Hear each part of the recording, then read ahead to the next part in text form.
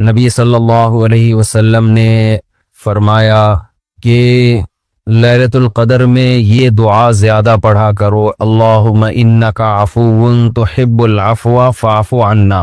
اے اللہ تو معافی کو پسند کرتا ہے، سراپا معافی ہے، بس تو ہمیں معاف کر دے۔ قرآن میں 2 جگہ اللہ نے لیلۃ القدر کی فضیلت بیان کی، ایک سورہ دخان میں اور ایک سورہ قدر میں۔ سورہ دخان میں کہا انا انزلناہ فی لیلۃ مبارکہ، ہم نے اس قرآن کو نازل کیا برکت والی رات میں، اور سورہ قدر میں ہے انا انزلناہ فی لیلۃ القدر، ہم نے قدر کی رات میں اس کو نازل کیا۔ اور دونوں جگہ قرآن میں ہے تنزل الملائکۃ والروح فیہا من کل امر باذن ربہم من کل امر، کہ فرشتے اس رات میں اللہ کے حکم کو لے کر نازل ہوتے ہیں۔ اور سورہ دخان میں کہا فیہا یفرق کل امر حکیم، ہر حکمت والے فیصلے اس رات میں کیے جاتے ہیں۔ تو یہ سب لیلۃ القدر کے بارے میں ہے، اس کو لوگ شب برات پر لے جاتے ہیں۔ اور قرآن میں ہے خیر من الف شہر، 1000 مہینے سے بہتر ہے۔ تو اس لیے لیلۃ القدر کو تلاش کرنا چاہیے، ہمیں متعین طور پر وہ بتائی نہیں گئی ہے، بتایا گیا تھا نبی صلی اللہ علیہ وسلم کو، لیکن آپ کو بلا دیا گیا۔ اس میں حکمتیں ہیں، مصلحتیں ہیں۔ بڑی حکمت یہ ہے کہ اگر بتا دی جاتی تو ہم رمضان کے آخری عشرے میں پوری میں عبادت نہ کرتے، پورے سال سوتے رہتے، پورے رمضان سوتے رہتے، اور خاص اس رات کو کچھ اللہ اللہ کر لیتے۔ اور یہ بھی خطرہ تھا بتا دی جاتی تو اس میں گناہ کا عذاب بھی 1000 گنا، سینکڑوں گنا بڑھ جاتا، پھر حجت تمام ہو جاتی، پھر کوئی گناہگار یہ نہیں کہہ سکتا تھا کہ بھئی مجھے کیا پتا تھا آج لیلۃ القدر ہے، تو بڑا عذاب آ سکتا تھا اللہ کا، کوئی اس رات میں گناہ کرتا۔ تو اس لیے اللہ کی حکمت نے اس بات کا تقاضا کیا کہ اس رات کو چھپا دیا جائے۔ اب امکانات ہیں، پہلی بات تو رمضان میں ہوگی، اتنی بات تو تقریباً یقینی ہے۔ دوسری بات رمضان کے آخری عشرے میں ہوگی، یہ بھی تقریباً یقینی ہے۔ اب آخری عشرے میں پھر ہمیں یقینی نہیں بتایا کون سی رات، یہ بتا دیا گیا کہ طاق راتوں میں، یعنی 21ویں رات، 22ویں رات، 23ویں رات، 24ویں، 25ویں، 27ویں اور 29ویں، ان راتوں میں امکان زیادہ ہے۔ اور بعض حضرات کے نزدیک 27ویں میں امکان اور بھی زیادہ ہے، بعض حضرات کا موقف ہے، لیکن یقینی بات نہیں ہے۔ تو طاق راتوں میں یعنی کوشش تو کریں رمضان کے آخری عشرے میں عبادت کریں، ورنہ کم سے کم آخری درجہ کیا ہے کہ رمضان کی طاق راتوں میں خود بھی نماز، تلاوت اور دعا میں دل لگائیں، اور اپنے گھر والوں کو بھی نمازوں اور تلاوت میں لگائیں، دعاؤں کو بچوں کو بھی لگائیں، اٹھایا کریں رات کو جا کے کہ بیٹا اٹھو، تھوڑا اللہ اللہ کر لو، نماز پڑھ لو، کچھ اللہ سے دعائیں مانگ لو۔ دعا کو بہت فوکس کرنا چاہیے، آج کل دعاؤں کو چھوڑ دیا بالکل، حالانکہ سب سے بڑی عبادت ہی دعا ہے۔ دعا میں اللہ اور بندے کا جو کنیکشن ہوتا ہے نا، وہ نماز میں بھی نہیں بنتا، وہ تلاوت میں بھی نہیں بنتا، وہ جو تعلق بنتا ہے نا اللہ اور بندے کا دعا میں، وہ کسی عبادت میں نہیں بنتا۔ تلاوت کا مطلب تو یہ کہ اللہ آپ سے کیا کہہ رہا ہے وہ سن لیں آپ، اس میں تو یہ فائدہ ہوتا ہے۔ لیکن دعا میں تو آپ اللہ سے تعلق بڑھاتے ہیں نا، آپ اللہ سے مانگتے ہیں۔ اس لیے ان راتوں میں خوب گڑ گڑا کے لمبی لمبی دعائیں مانگنے کا معمول بنائیں۔ اعتکاف والے ساتھی بھی بیٹھ جائے کریں اکیلے میں، کہیں کچھ کر لیں، اللہ اللہ سب کچھ مانگ لیں، یہ سوچ کر کہ جو مانگیں گے اللہ ہمیں وہ دے گا۔ جب انسان مانگتا ہے نا پتہ نہیں ملے گا نہ ملے، تو پھر ملتا نہیں ہے۔ اللہ کہتا ہے جب تیرا میرے بارے میں یہ نظریہ ہے کہ میں دیتا ہی نہیں ہوں، تو پھر مانگتا رہے بیٹھ کے، میں نہیں دوں گا۔ اللہ میں استغنا بہت ہے، اللہ کا معاملہ یہ ہے کہ اللہ میں استغنا بہت ہے۔ اللہ کے سامنے جھکو گے تو وہ چھپڑ پھاڑ کے دے گا، تھوڑی سی بھی اکڑ دکھاؤ گے تو پھر اللہ کا کچھ نہیں بگاڑ سکتے، پھر خود ہی رلتے رہو گے، ساری زندگی برباد ہوتے رہو گے۔ جیسے نبی صلی اللہ علیہ وسلم نے ایک بوڑھے کو بخار میں دیکھا، فرمایا کہ طہور، یہ بخار تمہارے گناہوں کو معاف کرے گا، خیر برکت کا ذریعہ ہے۔ وہ بیچارہ غصے میں تھا، اس نے کہیں کرنے کے لیے آیا ہے آپ نے فرمایا اب ایسا ہی ہوگا، یہ گناہوں کی معافی کا ذریعہ اب نہیں بنے گا۔ تو دعا میں مانگیں یہ سوچ کر کے یقینی طور پر اللہ میری دعا کو قبول کرے گا، اور بار بار مانگتے رہیں۔ مانگیں کیا، یہ بڑی پرابلم ہے، یہ بڑا مسلمان کے ساتھ مسئلہ ہے۔ بھائی بڑی بڑی چیزیں مانگیں اللہ تعالیٰ سے۔ سب سے بنیادی ضرورت ہماری کیا ہے؟ فَمَنْ زُحْزِحَ عَنِ النَّارِ وَأُدْخِلَ الْجَنَّةَ فَقَدْ فَازَ، جسے جہنم کی آگ سے بچا لیا گیا اور جنت میں داخل کر دیا گیا، وہ ہے اصل کامیاب۔ تو یہ مانگو اللہ تعالیٰ سے، اے اللہ مجھے جنت مانگنے کا مطلب پتہ ہے کیا ہوتا ہے؟ یہ نہیں ہوتا کہ میں انہی بدماشیوں میں رہوں لیکن آخرت میں مجھے معاف کر کے جنت میں داخل کر دینا، یہ قطعاً مطلب نہیں ہے۔ جنت مانگنے کا مطلب یہ ہے کہ اے اللہ وہ کاموں کی توفیق دے دے جن کی وجہ سے جنت ملتی ہے۔ یہ تو بہت کفر ہے ایک طرح کا کہ میں رہوں ایسے ہی، اور یعنی یہ تو گویا اللہ کی آیات کا مذاق اڑانے والی بات ہو گئی۔ تو ہدایت مانگے، ہدایت، سیدھا راستہ، ایسا راستہ کہ جس پہ چل کے کیا ملتی ہے؟ جنت، اس راستے پہ چلا دے، یہ سب سے زیادہ مانگا کریں۔ اور جو دین کے کام میں لگے ہوئے ہیں، مبلغین ہیں، علماء ہیں، دینی مدرسے کے طلبہ ہیں، وہ ایک اور دعا بہت زیادہ مانگا کریں، کیونکہ ان کو صرف جنت تھوڑی چاہیے، ان کو تو یہ چاہیے کہ ہمیں اللہ نے پیغمبروں کا وارث بنایا ہے، تو ہم سے اے اللہ تو دین کا کام بہت زیادہ لے لے، جو ہمارا مقصد ہے، ہمارا ہدف ہے۔ انسان کو جو اللہ نے اس کائنات میں فضیلت دی ہے، جو مرتبہ دیا ہے، مقام دیا ہے، وہ دو بنیادوں پہ مقام دیا ہے۔ ایک اس کے اندر علم کی صلاحیت ہے، اور دوسرا اس کے اندر عمل کی صلاحیت۔ یہ علم بھی حاصل کرتا ہے، اور علم کا مطلب کیا ہے؟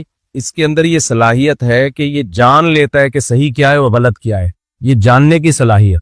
یہاں میری علم سے مراد سائنس اور ٹیکنالوجی کا علم نہیں ہے، وہ تو انسان کی ماتی ضرورت ہے۔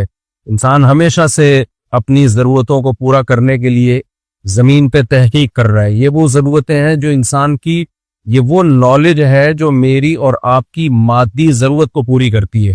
دیکھو ایک آسان سی مثال دیتا ہوں، نالج، علم کسے کہتے ہیں؟ آپ کو بھوک لگ رہی ہے اور آپ کو گھر میں پتا ہے کہ روٹی کہاں رکھی ہوئی ہے، یہ بھی علم ہے یا نہیں ہے؟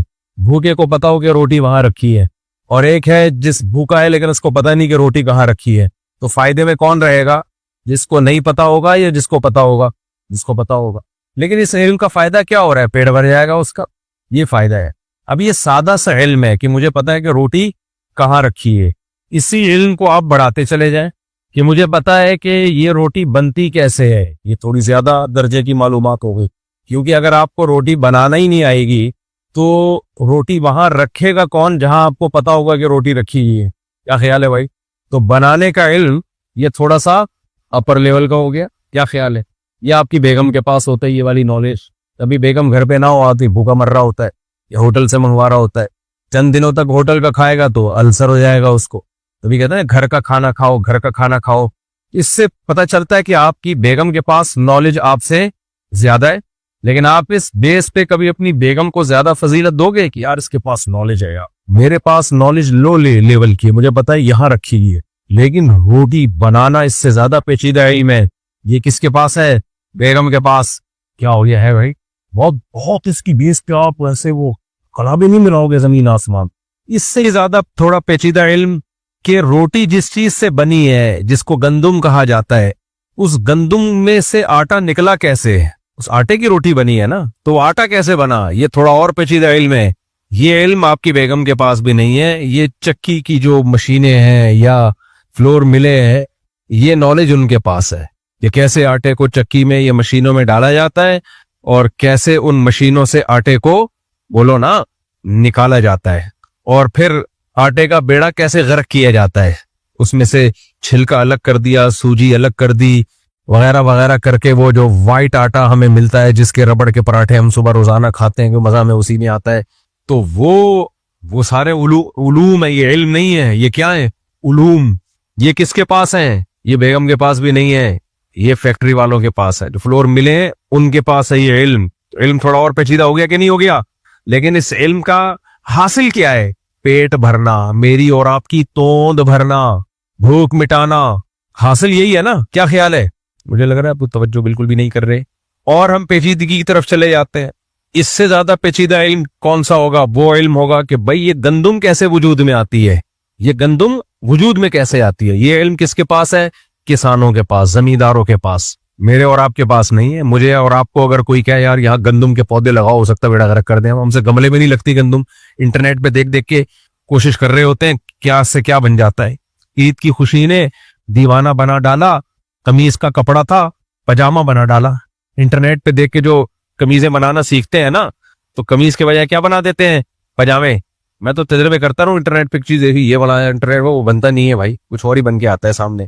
تو اس سے زیادہ پیچیدہ علم کون سا ہے جو بھائی گندم اگانی کیسے, یہ کسانوں کے پاس ہوتا ہے, زمینداروں کے پاس ہوتا ہے, لیکن اس کا بھی حاصل کیا ہے؟ پیٹ بھرنا. یہ سب گھوم پھر کر آئیں گے ایک ہماری خواہش ہے بھوک, اس خواہش کو مٹانا. حاصل سب کا ایک ہی ہے. پھر اس سے زیادہ پیچیدہ علم کہ بھائی یہ جو گندم زمین میں بوئی جاتی ہے, پودا نکلتا ہے, اس کو آسان کیسے کیا جائے, اس پروسیس کو کہ محنت کم ہو, اس کا آؤٹ پٹ بہت زیادہ ہو. یہ پھر زرعی یونیورسٹیوں میں یہ علم پڑھایا جاتا ہے. کیا خیال ہے بھائی؟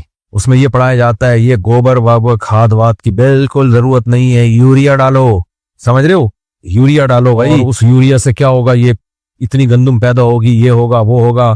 پھر بجائے بیل, کولو کا بیل بننے کے, بیل کو گھمانے کے ٹریکٹر ایجاد کر لیے. ٹریکٹر کیوں ایجاد کیے گئے؟ تاکہ بجائے اس کے کہ انسان ہل لے کے چلتا رہے اور بیلوں کے پیچھے کولو کا بیل بنا رہے, بھائی مشین سے کام کرو. تو اس ٹریکٹر کو ایجاد کرنے والے جو سائنسدان ہیں یا جو فیکٹریاں ہیں جو وہ بنا رہی ہیں, یہ علم اور زیادہ کیا ہو گیا بولو, پیچیدہ. لیکن حاصل اس کا بھی کیا ہے؟ پیڑ بھرنا ہی ہے. اینڈنگ پوائنٹ اس کا بھی کیا ہے؟ پھر ایک اور علم ہے کہ یار پیٹ تو بھر جائے لیکن اس کے سائیڈ ایفیکٹ, پیٹ تو پتھر کھانے سے بھی بھر جاتا ہے نا. کیا خیال ہے؟ بھوک لگ رہی ہو 2 پتھر کھا لیں آپ, ایسا پیٹ بھرے گا قیامت تک دوبارہ کبھی بھوک لگے گی نہیں. لیکن کھانے کی چیز ہے. پھر اسی گندم پہ ریسرچ کا ایک اور علم ہے کہ بھئی اس گندم سے کس کو فائدہ ہو سکتا ہے, کس کو نقصان ہو سکتا ہے, کن لوگوں کو زیادہ کھانی چاہیے, کن کو کم کھانی چاہیے, کن کو بالکل بھی نہیں کھانی چاہیے. اس کو میڈیکل سائنس کا علم کہتے ہیں, حکمت اور طب کا علم کہتے ہیں. اس پہ ڈاکٹر ریسرچ کرتے ہیں گندم میں اتنے کارب ہے, اتنا منرلز ہیں, اتنا آئرن ہے, اتنا میگنیشیم ہے نہیں. ایک مثال دے رہا ہوں, آج کل کی گندم میں تو گندم بھی ہو بڑی بات ہے بھائی, تو یہ ہے اور فلانا ہے اور ڈمکانا ہے, لہذا شوگر کے پیشنٹ زیادہ نہ کھائیں, اور جو اپنی باڈی کو فٹ فاٹ رکھنا چاہتے ہیں وہ گندم کم کھائیں, جو زیادہ کھائیں. یہ علم بھی گھوم پھر کر ہماری خواہشات کی تکمیل ہی کا ذریعہ بن رہے ہیں. تھوڑا سا پیچیدہ علم ہے. اس کا حاصل بھی کیا ہے؟ Life enjoyment. انسانوں کی زندگی ایک فل آف انجوائمنٹ ہو, فل آف یعنی مزے کی زندگی گزرے. خلاصہ یہی نکلا نا. تو یہ جتنے بھی مادی علوم ہے نا, ان تمام کا چاہے یہ سادہ ہو یا بہت پیچیدہ ہو, رزلٹ سب کا ایک ہی ہے کہ انسان کی لائف کو مزیدار بنایا جا سکے. تو جتنے بھی علوم ہیں, چاہے وہ ہلکے ہوں, پیچیدہ ہوں, چاہے اس میں راکٹ سائنس استعمال ہوئی ہو, سب کا خلاصہ. ابھی دیکھو مارس پہ پہنچنے کی باتیں ہو رہی ہیں نا, سنا ہے کسی لڑکی نے اپنے آپ کو وقف کیا ہے کہ مجھے مریخ پہ بھیجا جائے. زمین کے سب سے قریب مریخ ہے نا.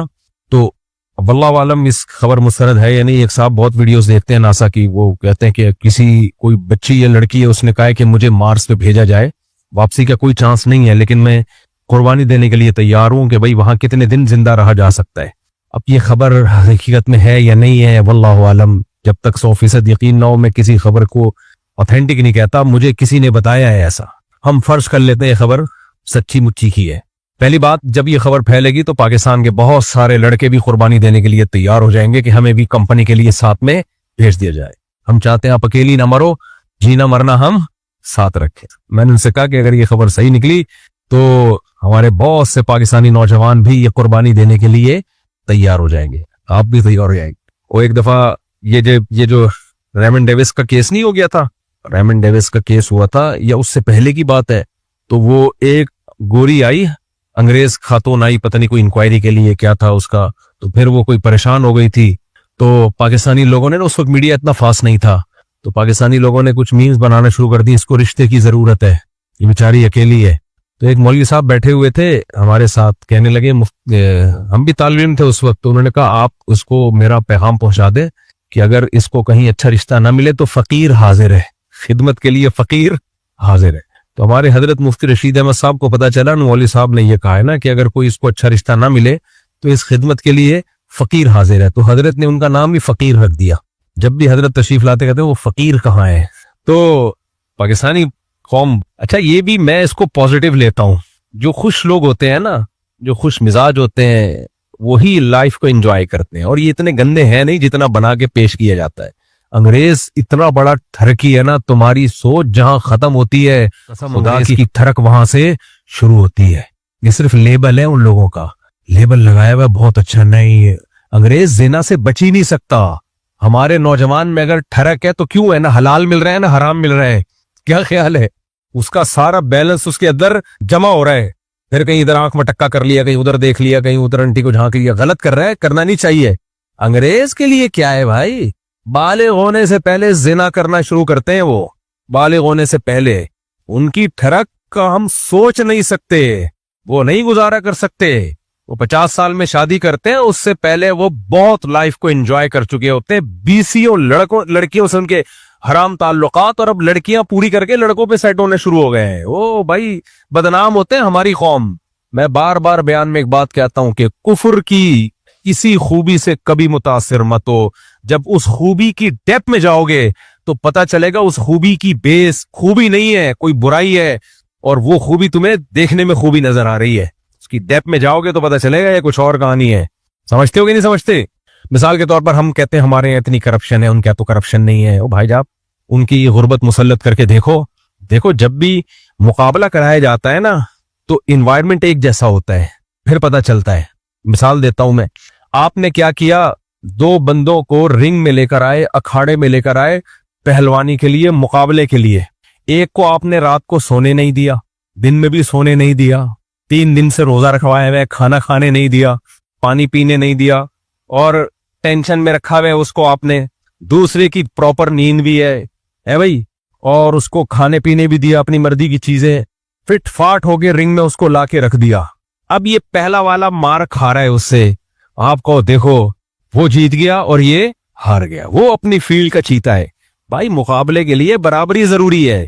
وہ انوائرمنٹ جو آپ نے دوسرے پہلوان کو دیا ہے وہی پہلے کو دیتے, پھر دونوں کو لا کے مقابلہ کرواتے, پھر دیکھتے کون جیتتا ہے.